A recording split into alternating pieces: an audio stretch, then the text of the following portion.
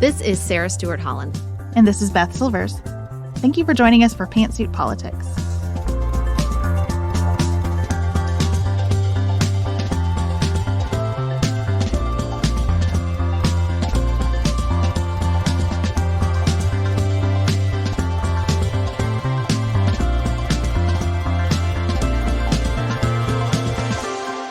In case the title didn't alert you, today's episode features mature themes and language. Please take care as you need to.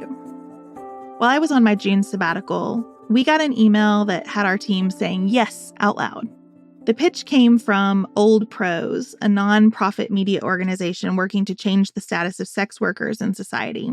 Elise quickly arranged an interview, which Sarah recorded in short order. Why did this email stand out in the sea of pitches that we receive each week? Sex work had not been on our whiteboard of topics for this quarter.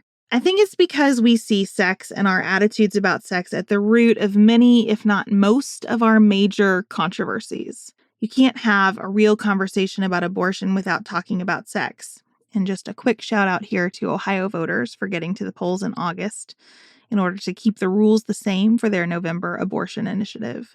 Gender identity and masculinity, the whole of the Barbie movie, pretty much everything connected to what Republicans love to term as wokeness, conspiracy theories, legitimate concerns about trafficking and human dignity, all of it relates to sex. And you really can't have a complete conversation about sex without talking about sex work. The criminalization of sex work in particular says so much about the gaps between who we say we want to protect and who we actually protect. What we say is dangerous and what is actually dangerous. We know this topic will push a lot of buttons. When I try to step back and make a list of declarative sentences expressing my opinions about sex work, the list is as convoluted and contradictory as it gets. It's also short. I have a lot more questions than sentences. And that's why I think the conversation you're about to hear is so valuable. You probably won't agree with everything you hear. That's not the point. The point is to keep thinking and keep listening and keep working toward a world with a much healthier perspective on sex. With that goal in mind, here's Sarah and Kaytlin Bailey.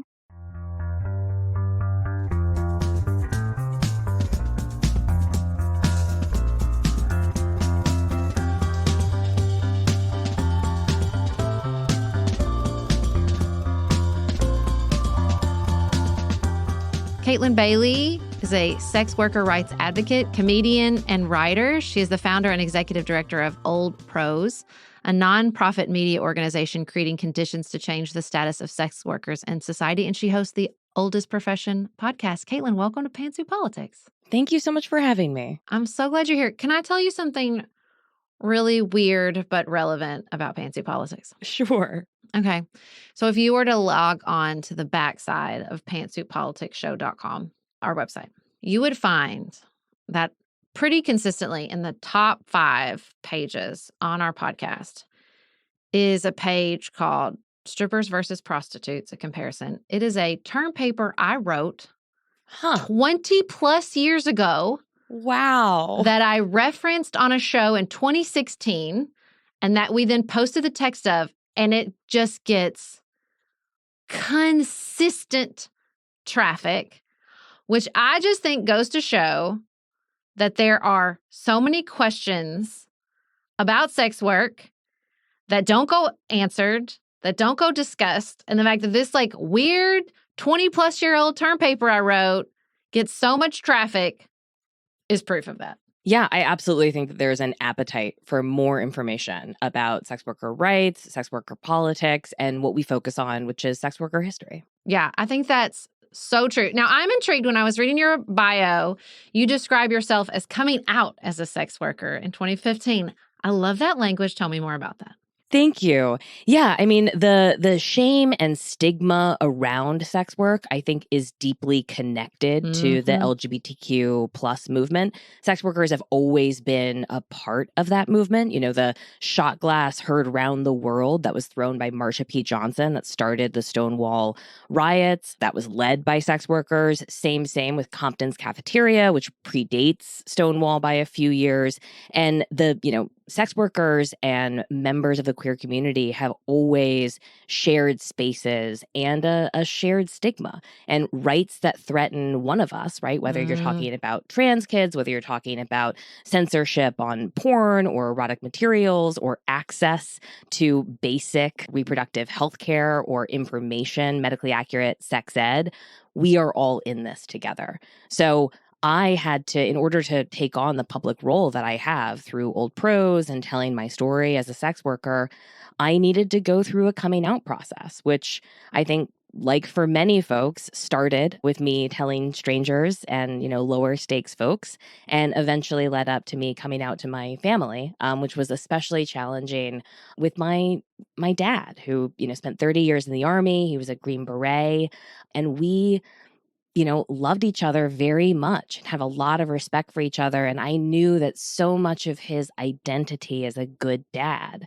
was wrapped up in, whether or not I chose to engage in this work or chose to tell my story publicly. And we eventually got to a really great place, my dad and I, but it took a couple of years of really rewriting those narratives and showing up and having really hard conversations. Well, you're a comedian, and so I know you'll understand, like, when those bits bubble up and they touch something. The second you said that, I thought about the Chris Rock bit. Oh, yeah. Keep her off the pole. Your only job is to keep her off the pole. Yeah. And how we laugh, but we're laughing because we want to talk about something, because it's touching on something much, much deeper. Absolutely. And I wonder, as you look through this history, I love the historical emphasis. What other threads are you picking up? What other patterns are you seeing when we talk about sex work and we talk about the ways we think about it culturally and the way we legislate it and do policy around it? Well, sex worker rights and the criminalization of abortion and contraception have a shared history, right? This dates back to the Comstock Law of the 1870s, right? Anthony Comstock built his career attacking Victoria Woodhull, who was the first woman to open up a brokerage firm on Wall Street, the first woman to address Congress on the issue of suffrage. First woman to run for president. And the first woman to run for president, right? But many people have not heard about her because she was also a sex worker. And this demonization of loose women and this demonization of public women, which is sometimes a synonym for sex worker, but is just as often a synonym for a woman literally taking up space in public. And so we criminalized abortion, contraception, prostitution, and alcohol all at the same time. And that was during the progressive era here in the US. And we did a lot of it in the name of specifically protecting white women. One of the major pieces of national legislation on this issue is the Mann Act, which is also known as the White Slave Law. And like many of our anti-trafficking laws today, this was sold to the American people as a way of protecting vulnerable women. But we didn't protect any women from the people who were actually committing violence against us. Instead, we made it a crime to transport women across state lines for immoral purposes, which led to criminalizing very consensual interracial relationships and inconveniencing a lot of women in show business on their way to their next gig.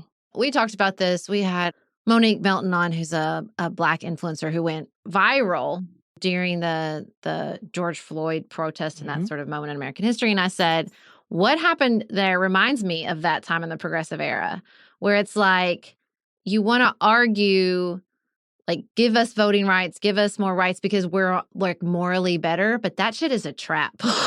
That is a trap. Yes. Like, when you hold someone up, it's sort of like, the wise Indian. Like, when you're saying we're different because we're better, like, that's a trap. Like, don't fall for it. There's a lot of historical incidences where, because you shut off your humanity, it's just another form of dehumanization where you don't allow for the nuances and complexity, and you say, we deserve this treatment because we're human, not because we're special. Absolutely. I mean, I have it right here. Rights, not rescue, right? Which is one of the many phrases that we have. But one of the main problems is that we've conflated, violent exploitation with prostitution. Prostitution has become a symbol of exploitation in this country, which means we spend an incredible amount of energy trying to suppress or eradicate the oldest profession, which actually distracts us from our shared goal of ending or reducing exploitation. Right. So there are absolutely adult consensual sex workers. We're a huge part of the market. We've always been innovators and early adopters at the front lines of, arts, technology, financial services. And there's absolutely exploitation, both in the sex industry and also in every other labor sector. According to the Labor Department's own numbers, the overwhelming majority of people who are violently exploited in this country work in agriculture, domestic labor, mining, food and bev. But we aren't devoting any resources to help raising the negotiating power of those workers. Instead, we're using the apparatus of the state to sic, ICE on undocumented workers, or we're paying law enforcement to crack down on consensual adult sex workers, and we're selling all of this as somehow being anti-trafficking. But anti-prostitution does not equal anti-trafficking and vice versa. I think that distinction between sexualization and exploitation is so important and so key. And again, talking about the history, not just in the United States, I just did a book report on our premium channel about a book about modern Ireland called We Don't Know Ourselves. And it was so wild. I was reading about how, the Catholic Church was so powerful in Ireland, obviously, and the sort of anti-sexualization sexualized everything. Like, it was just like, don't think about sex, don't think about sex, don't have premarital sex, don't have, don't use birth control, sex, sex, sex, sex, sex. And at the same time, I was watching Shiny Happy People, that documentary about the Duggars. Same thing. It was like, this one had this great line where she was like, if somebody's like, don't look at your sister's boobs, don't look at your sister's boobs. Don't. Yeah. What you gonna do? You look at your sister's boobs. And inside those environments where you have such a hypersexualized mindset, it creates ripe environments for exploitation because you're focusing on the sexualization and not the exploitation and not the abuse and not the violence. And I think specifically something that documentary, Shiny Happy People, does so well is drawing a line between how the stigma and shame around sexuality really disempowers victims from any kind of self-advocacy. And I mean, if you want to talk about organized sex trafficking, the Catholic Church is a really great example of an institution that has invested a huge amount of resources into sexually exploiting not just women, but also children. Something that we talk about at the Oldest Profession podcast and also in my show is that the Catholic Church was actually the largest brothel owner in Europe for a period of 400 years. Wow. Yeah. And they were able to get away with that with this, sort of the Madonna whore complex and the demonization of women. And I think it's so important, especially for contemporary feminists, to understand that whorephobia and the stigma against sex workers is the foundation of misogyny, and that policing prostitution is not protection. It's patriarchy. It's coercive control, because the way that you police prostitution is that you govern, you dictate, you control where women go, who they talk to, what they wear. And it continues to shock me that this is still a debate amongst contemporary feminists where there is an antagonism between sex workers and, incredible heroes of the feminist movement like Gloria Steinem, who continue to advocate for policies that direct law enforcement to continue to harass and subjugate and control people who are engaging in work that is older than money, and has always been a path towards a kind of liberation, right? Purchasing power is important, especially when we're talking about the hundreds, if not thousands of years before women had property rights. Yeah. No, I think that makes so much sense. And I think this idea that when you criminalize prostitution, I mean, again, when I was writing that term paper, I remember, I don't even remember what course it was in, but I do remember learning a lot about the decriminalization of prostitution. It made so much sense to me. Of course, if you say what you're doing is illegal and then someone abuses you, be it a client, be it a pimp, be it whatever. Well, are you going to go to the police? No, because you're also breaking the law. You're vulnerable if you go to the police. Exactly. And I think there are, certain progressive circles where that's accepted. And I really want to get to the more like policy legislative side. But I think culturally, it's so interesting to me that you say, like, we're going to have a cultural conversation and like cultural change. And look, here's where I think there's an application about this that is much harder for progressive circles, much harder for everybody. I think this is true when it comes to child sex abuse and pedophiles. When I go around in my community and I see on the back of a truck, murder your local pedophile,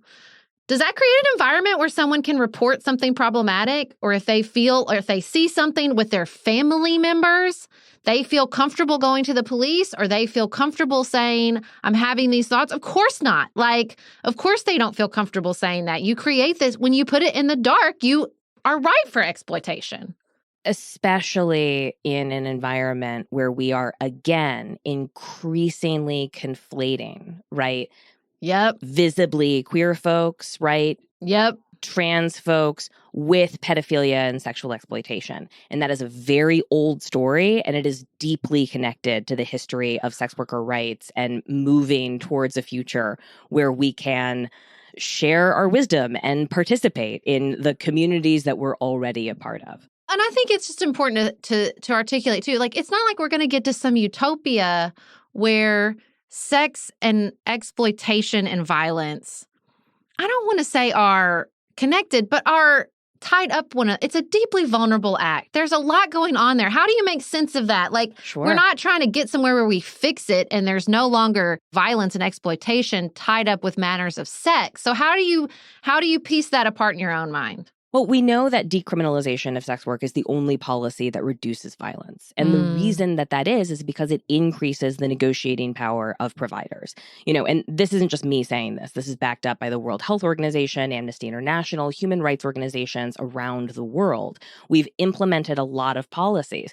New Zealand decriminalized prostitution in 2003. And when they did an analysis and a report came out in 2015, they found that sex workers were reporting less violence, more comfort in declining clients that they didn't feel safe with. And I think critically, more comfort reporting crimes committed against them to the police for exactly what you were saying before. We know that we don't see these results when you talk about legalization or regulation. We don't see these results when we're talking about end demand policies or criminalizing clients or third-party folks. And we certainly don't see those results with criminalized prostitution.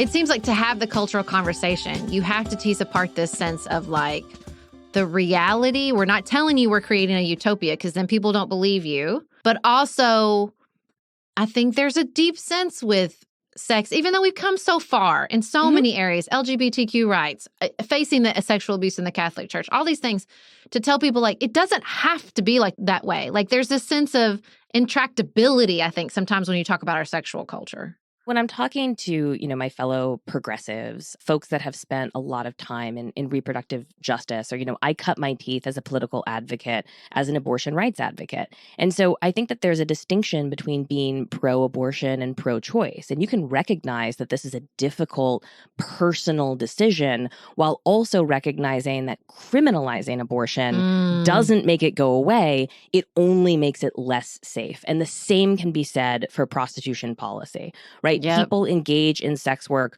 on the full spectrum of choice, circumstance, and coercion, as they do with any job, and as they also do when seeking abortion care. But what we know is that criminalizing this or pushing it further underground, again, doesn't eliminate, but it does make it less safe for everyone involved. Right. It's like you're not saying we're going to fix it, but we're going to step in the right direction. And I wonder, do you have any success or momentum or even just sort of anecdotal experiences with right-wing people who are concerned about the power of the government and don't want the power of the government in certain places? Like, is there any movement there? Because I've had movement with my religious friends, deeply religious friends around abortion on this, saying like, we don't have to talk about the morality or ethics of this. We need to talk about, is the government making it worse or better? Correct. Absolutely. And so I think there are a lot of, principled libertarians. The Libertarian Party was the first to adopt the decriminalization of sex work as part of their party platform. There are folks on the right that are interested in getting the government out of people's bedrooms or massage parlors or other,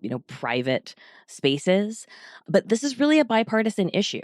Democrats have supported some really bad policies when it comes to porn and prostitution over the years. And so, I love to blame the right, but I think there's a lot of shared responsibility and there has to be a lot of cultural movement across the board. I think the most important demographic to move on this issue are feminists who have never engaged in sex work themselves and recognizing that there's a lot of shared issues, right, between folks that engage in this and just basic fundamental rights for women who want to participate in public life. How do you talk about or work through the policy implications of that distinction between sex work and porn? Like, where are are there policy differences with the decriminalization? Because it is different, and I would think you'd get a little more fear and pushback with porn because that affects a lot more people, at least in theory, than prostitution. I mean, I think it's important to say that the stigma and shame and false narratives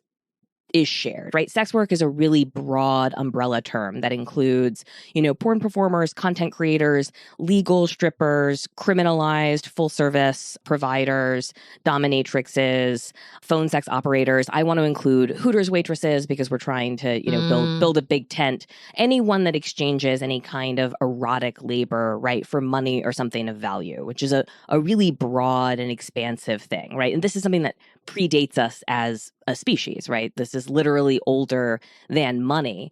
Right now, full service sex workers and also content creators have a lot of the same shared battle space, right? Because we've all been using the internet to connect, schedule, and screen our clients. And so one of the activating moments for me was in 2018 when Donald Trump signed SESTA FOSTA into law. That's a federal law that stands for Stop Enabling Sex Trafficking and Fight Online Sex Trafficking Act.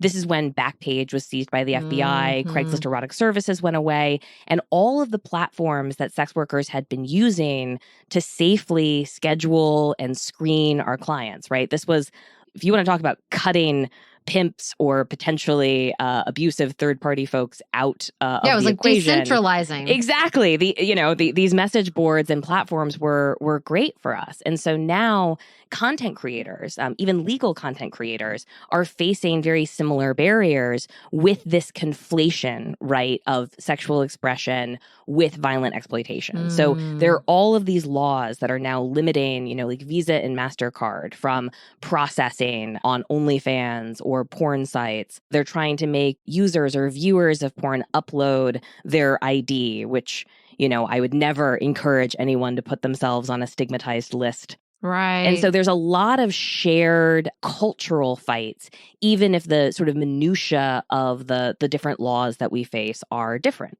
And that's so hard because I know a lot of those laws came about because of, research into some of these platforms where teen girls were getting videos and stuff posted without their permission and couldn't get them taken down. So how do you see that the process is that, again, protect against exploitation without further criminalizing legitimate sex work? Absolutely. I think the problem with, criminalizing or trying to aggressively repress erotic content, especially in the name of reducing exploitation, is that it paints everyone with a really broad brush, right? It's the same problem as like conflating clients with predators, right? We need to be able to make these distinctions. So if all porn is exploitation, then when you report revenge porn, right? Or when you report that your image is being used without your consent, even if you are, an adult content creator, if you find that your content is being shared by third-party platforms where you're not profiting, that's a violation and you ought to be able to report that. But when we conflate all of it, right, as being exploitation, we lose the ability to make those distinctions. And, this comes back to, I think maybe an oversimplified call from the Me Too movement, right, of believe women. right? Listen to us. What we will tell you, sex workers will tell you, content creators will tell you what is and what is not consensual. We have so much to contribute about negotiated consent and being able to articulate and enforce boundaries when it comes to our bodies and our images. But we cannot do that when all erotic expression or all sex work is conflated with exploitation and violence.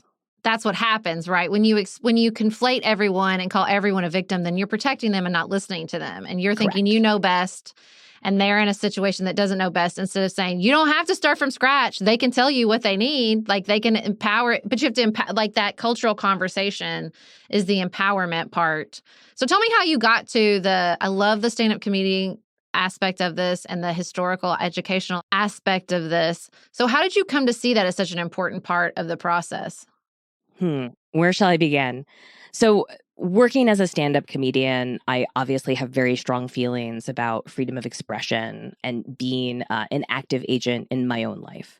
And so I had done sex work, both coming from a place of curiosity and feeling very drawn to these stories. I've been reading about courtesans since, for as long as I can remember. I have been obsessed with sex workers in history. So it's sort of an innate interest of mine. But I also used sex work to subsidize my career in comedy, which is not unusual. Sex work has funded, I think, more, students, artists, and entrepreneurs than all of the grants combined.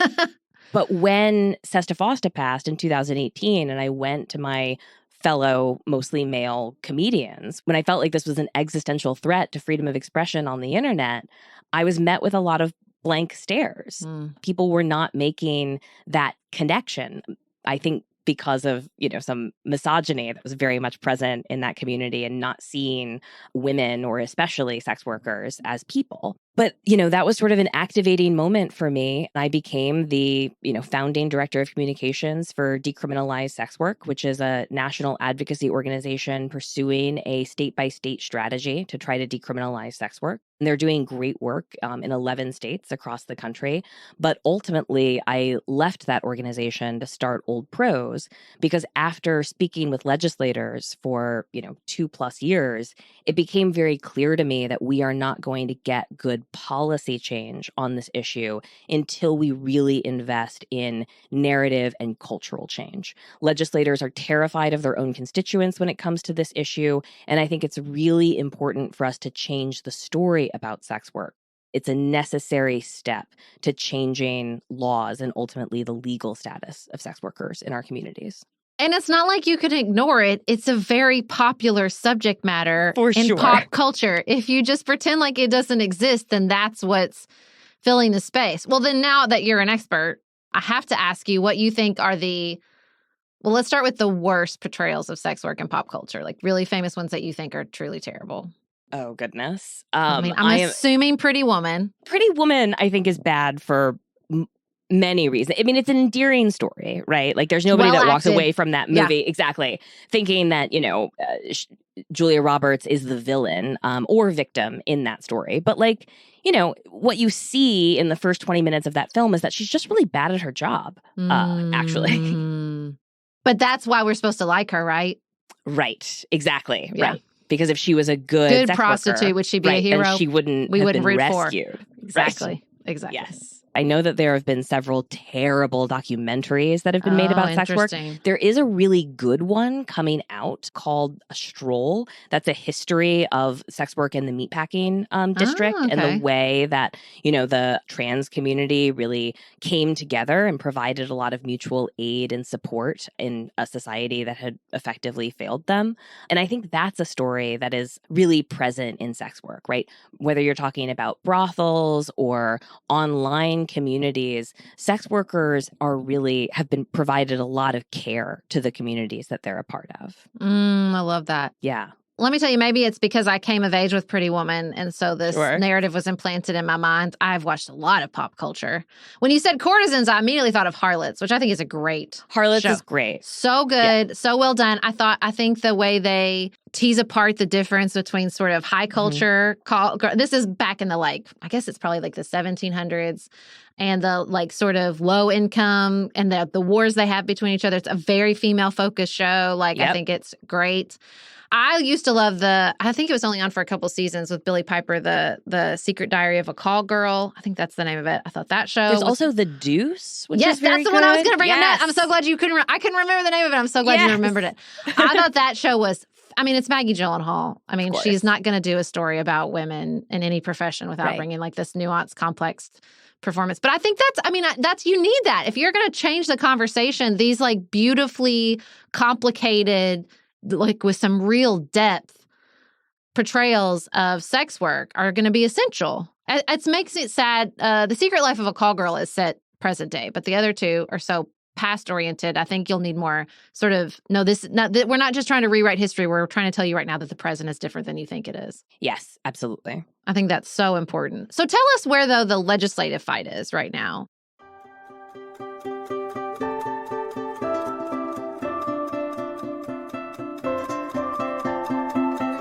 We're going to work on this cultural conversation, but where's the legislative fight? Yeah, so the overwhelming majority of arrests in this country happen on the state level, right? And I think a really good example of this is what happened a couple of years ago with the Robert Kraft sting in South Florida. Do you remember this? No. Yeah, so Robert Kraft is the owner of the New England Patriots. He is a maybe famous or possibly infamous billionaire. I'm not a huge fan, but he was caught up in a sting that happened in South Florida. And what happened was there were 5 different law enforcement agencies, 3 local police departments, the FBI, and the Department of Homeland Security. What? Who all invested more than 6 months in these elaborate schemes to install hidden cameras in these totally legally licensed massage parlors that were sometimes providing consensual sexual services, right? There were no community complaints. There was no allegation of trafficking or violence or anything that was happening, but they spread out. They installed all of these hidden cameras and recorded what I can only imagine was the world's most boring.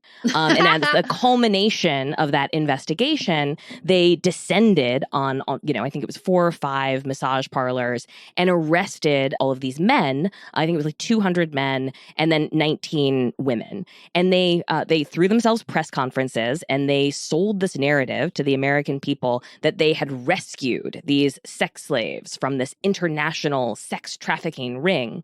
But when the dust settled, the only people who were actually facing criminal charges were the 19 women that they had ostensibly rescued from this very consensual, again, legally licensed massage parlor. Nobody arrested was under the age of 30. And Robert Kraft, who was the most, famous person who was caught up in this sting, sort of became the face of it. But I think it's important to remember that he was a 70-year-old widower who paid a 45-year-old woman to massage a different part of his body. And as a taxpayer, I have a lot of questions about why the FBI and the Department of Homeland Security is involved in that non-issue. And I think it's also important for listeners to recognize that this is what so-called anti-trafficking efforts look like when they are conducted by law enforcement. And that is happening all over the country, right? That was just a very high profile case that happened to get a lot of media attention,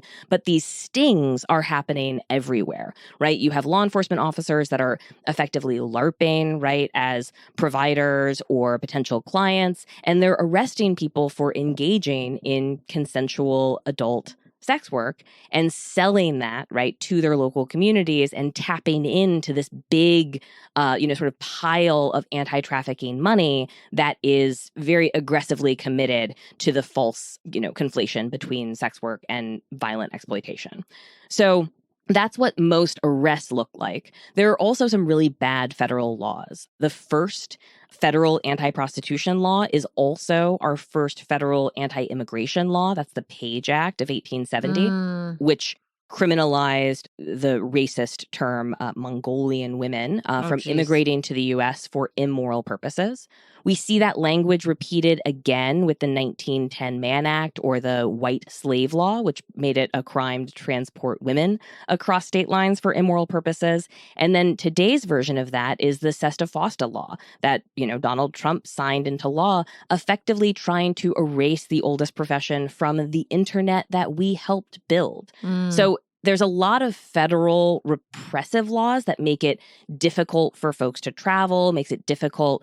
They're starting to use facial recognition technology to prevent or to connect people to their ads online, making it difficult for sex workers to leave or re-enter the country.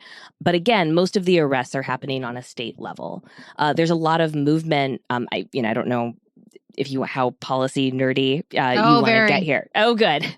So there's actually a little known history, but Rhode Island kind of accidentally decriminalized prostitution for a 6-year period between 2003 and 2009. It was a combination of Coyote, the first sex worker rights organization in the country, filed a lawsuit for sex discrimination in Rhode Island in the 1970s. And so the judge decided that the law, because both buying and selling sexual services was criminalized, but only providers who were overwhelmingly women were being arrested for that. So the judge tasked the legislature with fixing the law because of, sort of congressional incompetency. When they revisited that law, they maybe on purpose, maybe accidentally erased. It sounds like when they stumbled into the Senate and almost killed daylight savings time until everybody freaked out about it. It was like nobody was watching. Nobody was watching. So in the 1970s, they rewrote the law, but nobody noticed this loophole, right? So people were still being arrested in Rhode Island for, prostitution until 2003, when an attorney who was not a criminal attorney, a friend of his, this is a little bit of a long story, but a friend of his came to him in a moment of panic and said, my friend was just arrested for prostitution. Can you help? And he said, yes. And because he wasn't a criminal attorney, he was like, well, I better go look at the law. Oh, he saw the water. Yes. When he did that. Yeah. And so he took the case in front of a judge, asked the judge to reread the statute. He agreed with his assessment. And so he started winning these cases until, 2003. There was a lot of newspaper and media coverage, and it became well known that it was not a crime to engage in consensual adult prostitution behind closed doors in a private space in Rhode Island. And that remained true until 2009, when they recriminalized prostitution. Oh, Lord. What's so exciting about this is that statisticians from, universities in California, researchers were like, the researchers, exactly, a natural controlled experiment. So for this 6-year period where it was well known that you could not be arrested for engaging in adult consensual sex work, gonorrhea rates dropped 40%. 40%? Reported rapes dropped 30%. Wow. This policy is a policy that increases public safety and health. Wow. You want to reduce STIs, you want to reduce violence against women, stop arresting people for engaging in the oldest profession. Yeah. Wow, that's so interesting. So is this data being used in campaigns in other states? Yes. So this, we're doing our best to, spread the good news about these studies and the public policy implications. There are also really great advocates in Vermont, Washington State, Washington, D.C., New Hampshire, Rhode Island, of course, New York, that are pushing legislators to think differently about the oldest profession. In New Hampshire, for example, there's a coalition between, libertarians and progressive advocates to try to rewrite laws giving, sex workers who are seeking medical services, making it a crime to discriminate against folks based on their profession, right? So that sex workers can tell their healthcare providers the truth about what they do. Wow. There was recently a win in Rhode Island, creating a study commission that is sort of forcing the legislature to acknowledge the impact of decriminalization. In New York, there are 2 competing bills that are making their way through the New York state legislature, one that would decriminalize sex work, and the the other that would criminalize clients or third-party folks, right? Like managers or security folks, the people that sex workers hire to help them do their job more efficiently. So we are trying to fight that law and raise awareness around the one that would decriminalize sex work. Wow. A couple of years ago, there was a 14-hour hearing in Washington, D.C. on a bill that would have decriminalized sex work in the nation's capital. That bill failed, but as a result of the publicity, arrests in D.C. have dropped over 90%. Wow. So there is movement on this issue. Washington State, California, Oregon. Sex workers are increasingly being heard by our elected officials, and we are starting to be seen more and more as citizens and constituents and contributors to our communities. Sorry, I got a little emotional there. Yeah. Yeah, this is an emergent issue. This is really happening. And I'm just grateful for those voices. And I'm grateful. Yeah. I think I got a little emotional just because I know that takes enormous bravery because the cultural conversation is not where it should be. And I think anybody contributing to that in powerful ways will have such an impact. And I know you're one of those people. And I thank you so much for that work. Tell our listeners where they can learn more. You can learn more at oldprosonline.org. We send a newsletter out every Friday. That's a roundup of sex worker rights-related news and content. There's a ton of resource guides, and you can access all of that on our website. You can listen to the Oldest Profession podcast wherever you get your podcasts, and you can see me live. I'm taking my one-woman show, which is a combination of stand-up comedy, history lecture, and personal storytelling, where I cover 10,000 years of history from a sex worker's perspective. It's called Whore's Eye View, and I'll be touring that show later in the fall. So you don't want to miss that. Please join our email list or follow us on social media at Old Pros Online.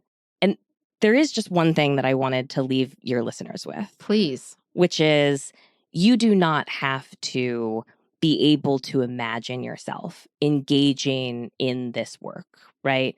In order to stand with sex workers against criminalization. And I think it's really important for progressives to hear and really understand that it is impossible to help a group of people that you are hunting. So any effort to eradicate or suppress or erect barriers around this work really creates barriers to safety. Thank you so much. Thank you so much for coming on Pantsuit Politics. Thank you. Thank you, Kaytlin and Sarah, for that discussion. You heard a quick mention of the Backpage case in the conversation. The federal government has brought a host of charges against Backpage.com. The case has been a real journey. It will go to trial for a second time this month. Last week, I discussed the charges and the issues in that case in detail on our premium podcast, More to Say, so be sure to check that out. And then join us here again on Tuesday for the latest news and a look at what we got wrong about COVID. Until then, have the best weekend available to you.